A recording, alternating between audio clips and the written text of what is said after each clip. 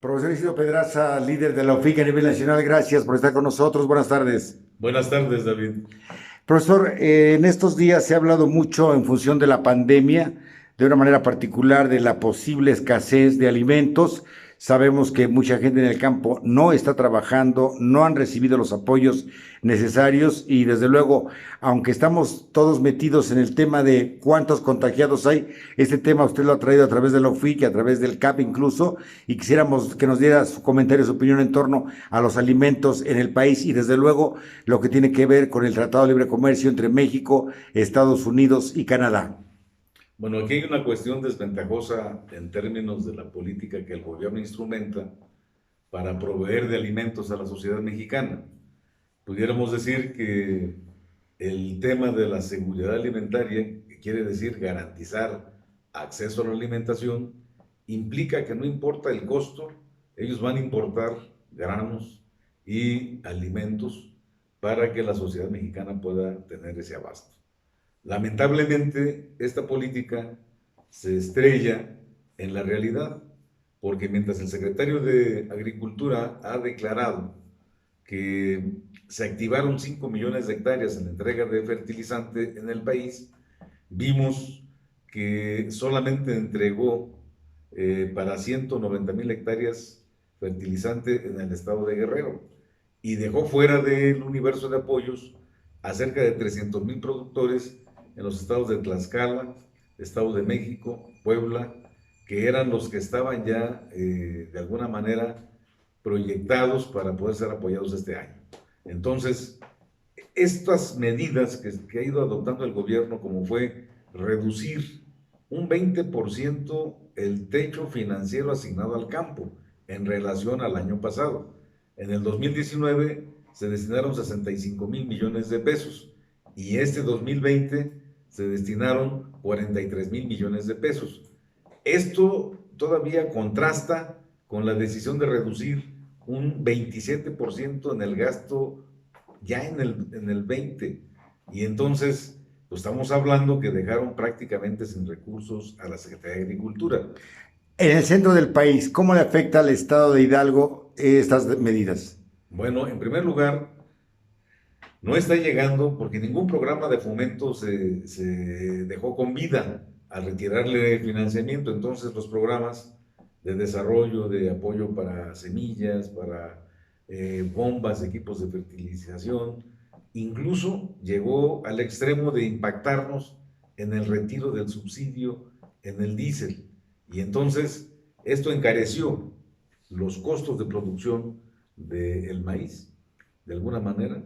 Se empezó tarde, incluso la época de siembra, el problema climatológico. Tú ves que apenas ahorita en mayo, junio están llegando lluvias, y en julio, y entonces hoy tenemos una superficie más o menos de alrededor de un 10% que se reduce en relación al año pasado, que va a impactar en la producción de maíz. Entonces, en este primer trimestre del año se están importando 1,300 toneladas de frijol, trigo, que son productos que pudieran haberse sembrado en el país. Hidalgo no está en las entidades productoras de trigo ni de frijol, pero sí nos afecta porque el precio es el que se viene encareciendo. Si esa fuera la buena noticia, ¿cuál es la mala, profesor?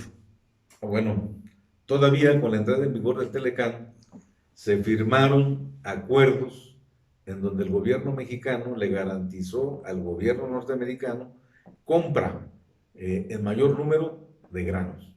Y entonces estamos hablando de que en este primer trimestre fueron cerca de 306,000 millones de dólares lo que se incrementó en las importaciones de lo que ya se venía haciendo en otro periodo. O sea, vamos arriba en las importaciones del trimestre.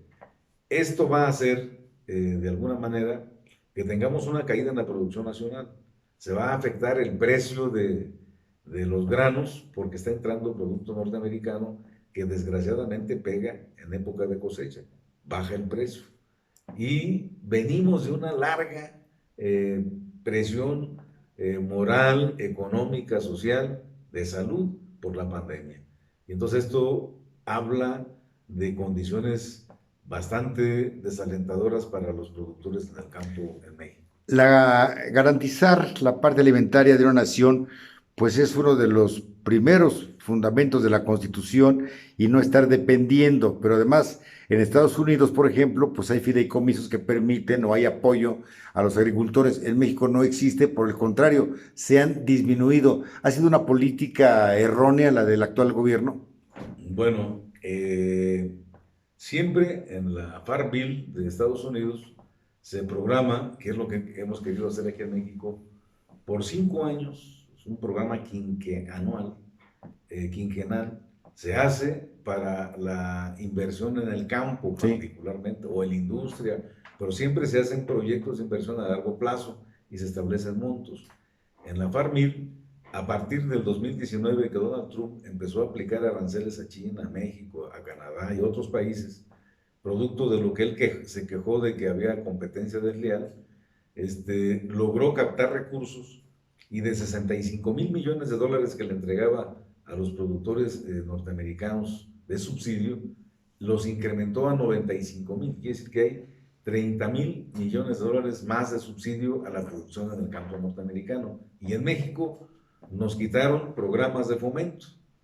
Nos redujeron, te digo, cerca de 20 mil millones de pesos en el presupuesto de 2020, más otros 20 mil que le quitó el presidente.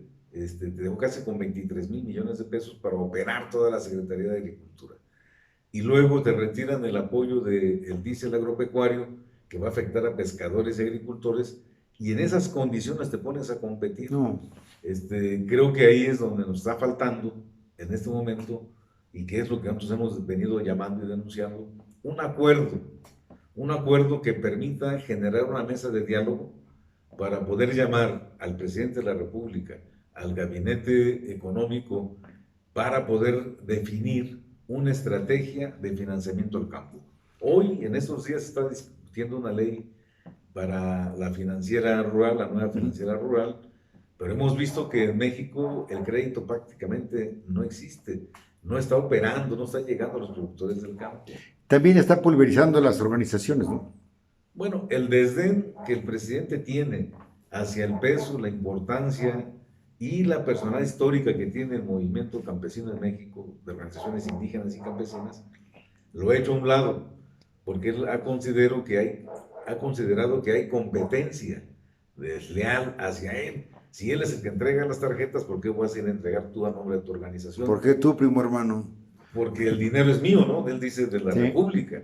Y él considera, yo no sé en qué estados ha estado trabajando como líder social, porque durante mucho tiempo fue un líder social, justifica, pero no actúa. Dice, es que hay un conjunto de dirigentes, organizaciones, que son ladrones, que han vivido del presupuesto público, han desviado recursos, traen vehículos muy Camionetotas. Camionetotas, le llamó él, ostentosas, y entonces nosotros le decimos, oiga, presidente, pues mande a hacer auditorías, meta a la cárcel a los que hay que meter a la cárcel, como ejemplo de que hay un combate a la corrupción, no que solamente lo anuncia y no aterriza en acciones correctivas y solamente deja ninguneado el ente de interlocución que es en el campo de relaciones indígenas y campesinas y sin posibilidades de acción. ¿Qué es lo que estamos pidiendo ahorita? Pues un gran acuerdo, un gran evento. Tenemos en los próximos días, a partir de este mes de julio, de agosto, más bien dicho, a partir del 20 de julio hasta el 8 de agosto, un foro nacional de El Campo es de Todos, donde vamos a hacer mesas temáticas para establecer en alguna de las mesas pues, el desarrollo democrático y el fortalecimiento del movimiento campesino, que es un tema en donde tenemos que hablar del papel que estamos jugando nosotros. Y estamos en esos foros porque queremos construir la unidad del movimiento campesino con propuesta. O sea, no se trata de descalificar al presidente, ni las acciones de su gobierno, ni siquiera reprobarlas o satanizarlas. No, queremos bendecir el trabajo que se está haciendo porque va en función de los más necesitados. Lo que queremos es que hay otro sector que se ha dejado de lado al que hay que atender. Y ahí tenemos que buscar la manera de interlocución y de diálogo. Nos ha costado durante años que el gobierno escuche al movimiento campesino. Y no ha sido siempre por la buena, siempre ha sido a través de lucha que genera posiciones de rebeldía, posiciones Resistencia. de resistencia y a veces de encono, porque tú haces descalificaciones con tal de que me escuches y entonces, oye, ¿por qué me descalificas? Pero también el gobierno descalifica. Y entonces aquí tenemos que llegar a un punto en donde las propuestas hablen y el programa tienda puentes para la comunicación entre el movimiento campesino y el gobierno. Pues daremos seguimiento a esta información. Gracias, profesor Isidro Pedraza, líder de la UFIC a nivel nacional. Buenas tardes. Buenas tardes, David.